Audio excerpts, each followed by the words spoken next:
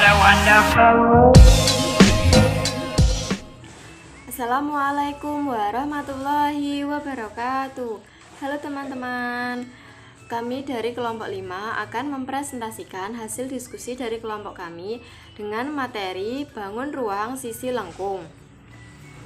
Kemudian anggota dari kelompok 5 yang pertama yaitu saya Yani Safira NIM 193141111. Yang kedua ada Intan Nur Febrianti NIM 193141125. Yang ketiga ada Dela Rahmawati NIM 193141126. Yang keempat ada Niken Alipatul Yulfa NIM 193141129. Dan yang kelima ada Rindiani Tiara Fitri NIM 193141131. Kemudian materi bangun ruang sisi lengkung. Materi yang disajikan oleh kelompok 5 yaitu menjadi 3 subtema. Yang pertama yaitu pengertian bangun ruang sisi lengkung.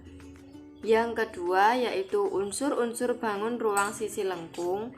Dan yang ketiga adalah strategi pembelajaran bangun ruang sisi lengkung. Materi yang pertama yaitu pengertian bangun ruang sisi lengkung. Bangun ruang sisi lengkung adalah bangun ruang yang memiliki selimut dan memiliki bagian-bagian yang berupa lengkungan. Adapun yang termasuk bangun ruang sisi lengkung seperti tabung, kerucut, dan juga bola.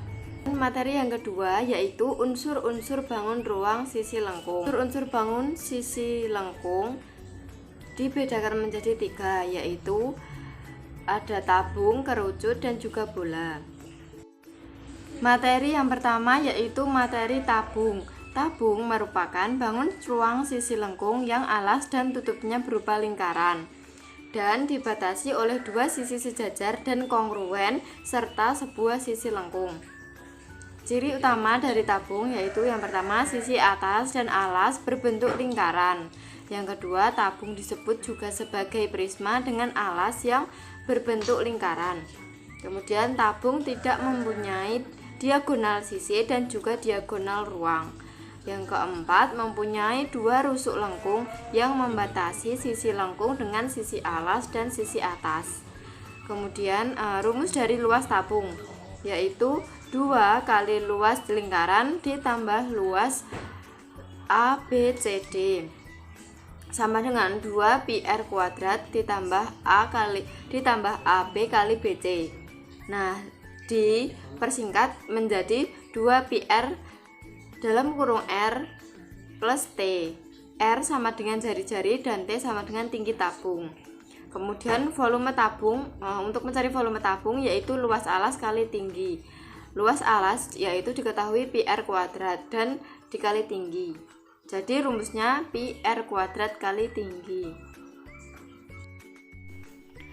Selanjutnya ada kerucut. Kerucut sendiri merupakan bangun ruang sisi lengkung yang alasnya berupa lingkaran dengan panjang jari-jari R dan selimut kerucut berupa ujuring lingkaran. Jarak antara puncak kerucut dan pusat alat disebut tinggi kerucut atau T. Cirinya yaitu yang pertama, sisi alas berbentuk lingkaran. Yang kedua disebut juga sebagai limas dengan alas berbentuk lingkaran. Yang ketiga, garis pelukis adalah garis lurus yang menggabungkan titik-titik puncak dengan rusuk lengkung. Yang keempat, hubungan antara jari-jari atau R dengan tinggi atau T dan garis pelukis. Kemudian volume kerucut sendiri memiliki rumus 1/3 PR kuadrat kali T. Untuk luas kerucut sendiri rumusnya yaitu luas lingkaran plus luas selimut. Selanjutnya yaitu bola. Bola merupakan bangun ruang sisi lengkung yang terjadi dari tumpukan 4 buah lingkaran. Keempat lingkaran itu dinamakan kulit bola. Adapun ciri bola yaitu yang pertama, bola tidak memiliki titik sudut dan rusuk. Yang kedua, hubungan antara jari-jari R dengan diameter D adalah D sama dengan 2R. Yang ketiga, tidak memiliki sudut karena terdiri atas lingkaran yang tak terhingga. Yang keempat, hanya memiliki satu sisi dan satu titik pusat saja. Yang kelima, memiliki suatu diameter yang sama dengan 2 kali panjang jari-jari. Yang keenam, memiliki satu sisi lengkung yang tertutup. Yang ketujuh, volume bola adalah hasil perhitungan yang digunakan untuk menghitung seberapa banyak ruang dan atau kapasitas bola tersebut. Yang keempat, yaitu rumus dari permukaan bola sendiri, yaitu 4πr². Lalu untuk volume bola memiliki rumus 1/3 πr² kali T. Yang ketiga, strategi pembelajaran bangun ruang sisi lengkung berbasis lesson study.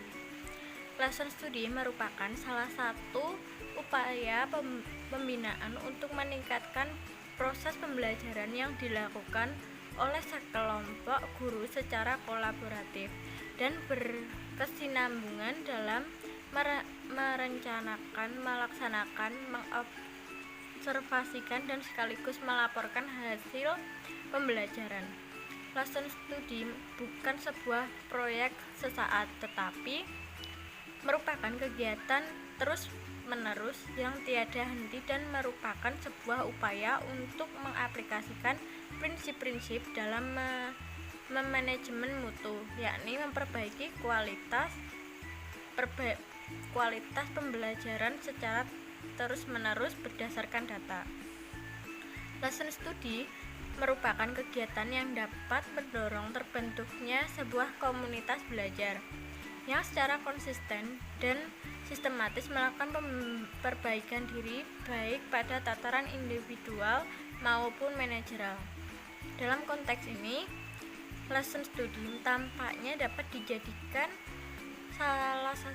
sebagai salah satu alternatif guna mendorong kreativitas guru dalam melaksanakan inovasi belajar, mengembangkan bahan ajar, maupun melaksanakan penelitian tindakan kelas.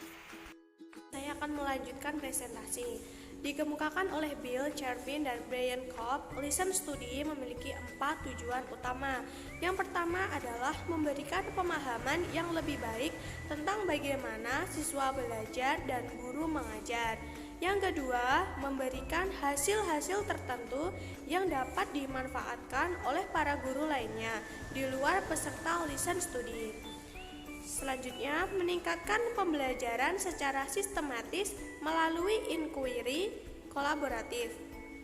Yang terakhir, membangun sebuah pengetahuan secara sistematis di mana seorang guru dapat menimba pengetahuan dari guru lainnya. Slamet Mulyana di dalam Ahmad Sudrajat menjelaskan ada 4 tahapan dalam penyelenggaraan lesson study. Yang pertama adalah tahap perencanaan atau plan. Yang kedua, tahap pelaksanaan atau do.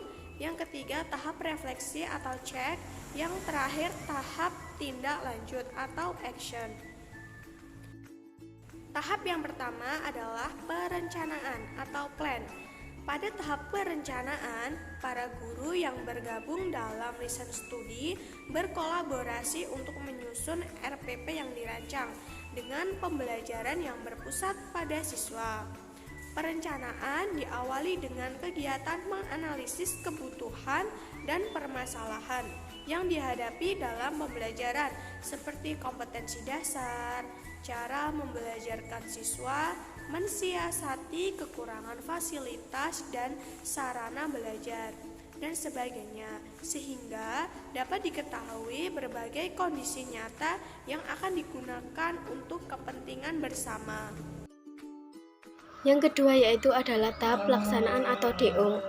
Pada tahapan pelaksanaan ini terdapat 2 kegiatan utama, yaitu yang pertama, kegiatan pelaksanaan pembelajaran yang dilakukan oleh seorang guru yang disepakati atas permintaan sendiri untuk memperhatikan RPP yang telah disusun bersama.